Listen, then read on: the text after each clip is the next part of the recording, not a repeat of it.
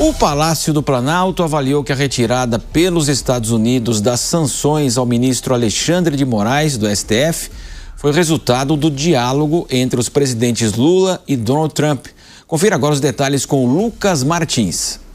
O presidente Lula conversou por telefone com Donald Trump sobre a revogação da lei Magnitsky aplicada contra o ministro Alexandre de Moraes e a esposa dele, Viviane Barcer de Moraes. A ligação aconteceu no dia 2 de dezembro. O telefonema durou cerca de 40 minutos. O principal tema da conversa foi o enfrentamento conjunto a organizações criminosas brasileiras que atuam nos Estados Unidos.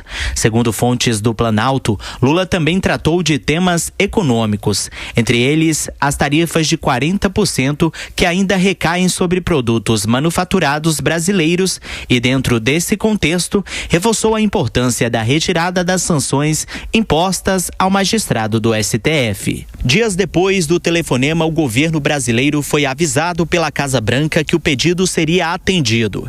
E nesta sexta-feira veio a confirmação. Alexandre de Moraes e a esposa foram oficialmente retirados da lista de sancionados pelos Estados Unidos. A decisão foi comemorada como uma vitória diplomática pelo governo brasileiro. Desde o encontro entre Lula e Trump na Assembleia Geral da ONU em Nova York, o Planalto vinha atuando para derrubar todas as sanções aplicadas pelos norte-americanos.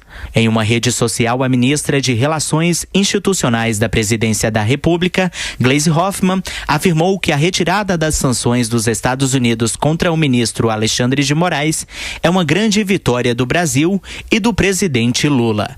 Foi Lula quem colocou esta revogação na mesa de Donald Trump, num diálogo altivo e soberano. É uma grande derrota da família de Jair Bolsonaro, traidores que conspiraram contra o Brasil e contra a justiça, afirmou a ministra. Com o cancelamento das medidas, o governo espera reduzir tensões bilaterais e aprofundar as negociações econômicas e de segurança entre os dois países. Luiz Augusto Durso. Durso, em julho, o presidente Lula tinha a sua pior avaliação dos 3 mandatos que ele já ocupou lá, portanto, em Brasília. E nós tivemos, na sequência, toda a questão do tarifaço, a ação de Eduardo Bolsonaro nos Estados Unidos. E a partir dessa ação, né, uma política feita com o fígado, ela não costuma dar certo, né? E, evidentemente, nós tivemos aí praticamente a ascensão do presidente Lula, o discurso da soberania. E todas as medidas que eles fizeram lá fora foram inócuas, porque a justiça não retrocedeu 1 milímetro, nada aconteceu. Magnitsky foi aplicada, agora já está desaplicada. E no final das contas, a direita ficou batendo cabeça. O senador Ciro Nogueira, que já atuou do lado do PT, hoje está do lado da direita, garantiu que a eleição estava muito bem encaminhada. E a partir desse episódio, o Eduardo brigou com o Tarcísio, nós tivemos toda essa situação. E a direita começou a bater cabeça e agora, 2026, cada vez o Lula vai encaminhando aí a sua reeleição. Como é que você avalia essa política? E nada aconteceu na prática e agora nós temos aí mais essa decisão que envolve o Trump.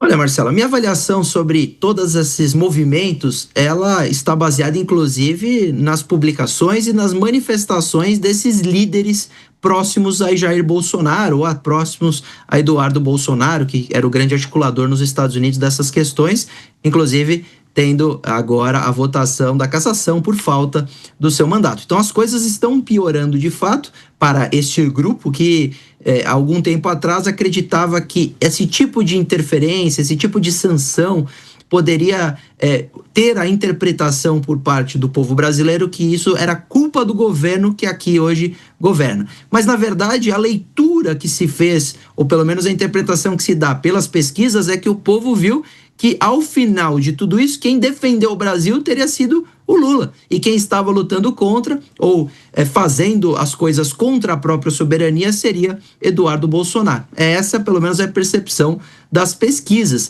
Até porque eu entendo que houve uma dificuldade de vender qual seria, de fato, o papel de Eduardo Bolsonaro nos Estados Unidos. Se era defender seu pai, procurando uma anistia para ele, né, uma situação de perseguição. Inclusive, Trump, quando fez a primeira carta postada no X, ele fala exclusivamente de Jair Bolsonaro.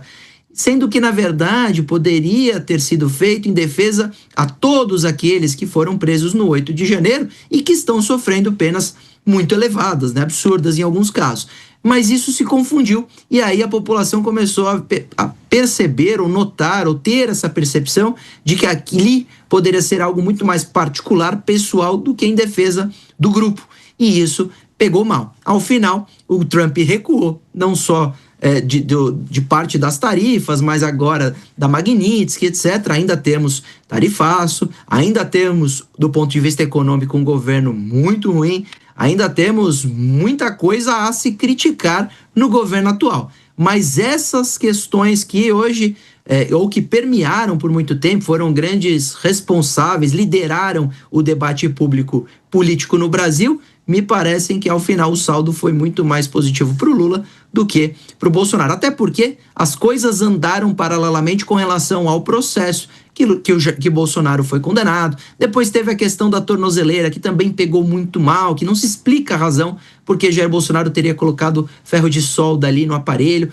Foram muitos os acontecimentos que concomitantemente chegaram até esta data que falamos. Me parece que ao final, inclusive agora com a última decisão de Bolsonaro em apoiar nesse momento, antes de fim do ano, antes de começar o ano que vem, o seu filho Flávio Bolsonaro, todas essas questões estão tendo uma percepção que a direita está rachada, que a direita não está unida, que a direita não é uniforme. Diferente da esquerda, que é muito mais articulada, muito mais unida e coloca um líder como a única peça-chave nessa história, que é Lula, que é quem manda, que é quem dá, de fato, as diretrizes, diferente da situação da direita, que nós temos parte que é bolsonarista, mais radical, mais fiel à família Bolsonaro, e nós temos uma outra parte de direita que não está gostando dessa situação. Tanto é que aquele grupo do MBL fundou o partido Missão, e eles são mais de direita, mas não apoiam a família Bolsonaro. Então essa situação dessa interpretação de realmente um racha na direita, e ano que vem as coisas, para termos uma eleição